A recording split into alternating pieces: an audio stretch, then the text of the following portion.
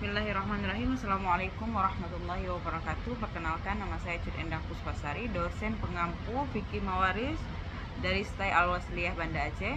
Baik, mahasiswa semuanya, hari ini semoga dalam keadaan sehat walafiat. Hari ini kita akan membahas tentang fikih mawaris sebagaimana yang telah tertera.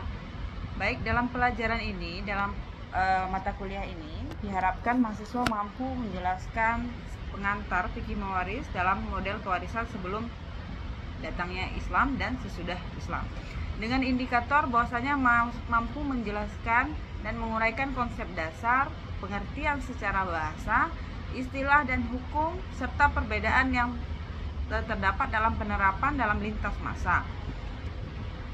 Kemudian akan timbul sebuah pertanyaan bahwasanya mengapa Al-Quran itu sangat detail menyebut ayat-ayat mawaris. Pertanyaan lanjutan, bagaimana sebuah harta itu dapat dikatakan sebagai kapan dia dikatakan sebagai sebuah warisan? Untuk menjawab dua pertanyaan itu, maka kita membutuhkan pemahaman terhadap definisi ilmu waris dalam Islam yang memiliki beberapa variabel. Yang pertama yaitu bagaimana penetapan kadar warisan bagi ahli waris berdasarkan ketentuan syara yang tidak bertambah kecuali dengan berat dan tidak berkurang kecuali dengan aul. Ini yang perlu diperhatikan, ya. Bagaimana harta dalam warisan itu tidak bertambah kecuali dengan berat dan tidak berkurang kecuali dengan aul. Yang kedua, bahwasanya ada kaidah-kaidah fikih dan cara menghitung untuk mengetahui bagian setiap ahli waris dari harta peninggalan dan hal-hal yang berhubungan dengan bagaimana cara menyelesaikan pembagian harta waris. Kemudian dalam pembagian warisan dan tata cara itu, setiap ahli waris itu memiliki nisab-nisab tertentu yang telah ditentukan di dalam ayat-ayat dan dalil-dalil pensyariatan ilmu faraid. Variabel selanjutnya itu, kita sebelum mengetahui menentukan ahli waris itu juga harus melihat apa saja hal-hal yang menghalangi harta warisan itu sampai kepada ahli waris. Baik, kemudian kita membahas tentang sejarah kewarisan dalam Islam. Dalam periodisasi sejarah kewarisan dalam Islam itu kita membagi 3 periode. Yang pertama masa jahiliyah, masa awal Islam, dan masa Islam. Ketika masa jahiliyah, kewarisan ini berdasarkan 4 sabab. Yang pertama kekerabatan, kemudian laki-laki siap perang, perjanjian, dan adopsi. Kemudian hal ini berubah ketika masa awal Islam.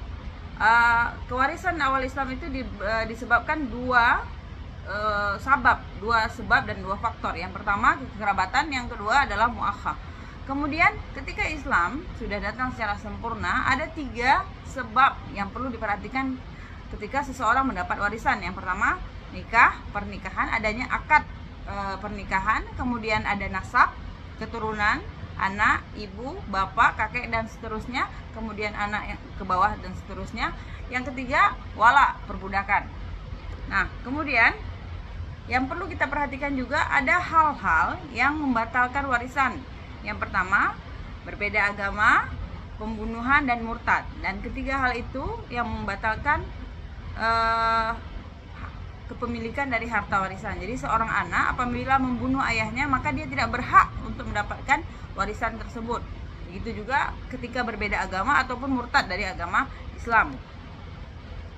Baik, sekarang ada tugas untuk mahasiswa untuk menganalisa mengapa di dalam Islam itu pengaturan pembagian warisan lelaki lebih banyak daripada perempuan, atau 2:1 dalam kata lain, atau lidzakari mislul hadil unsayan.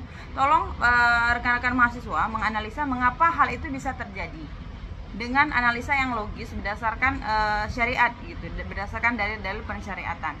Kemudian analisa ini nanti dikumpulkan dalam bentuk paper maksimal 3 halaman di pertemuan yang akan datang.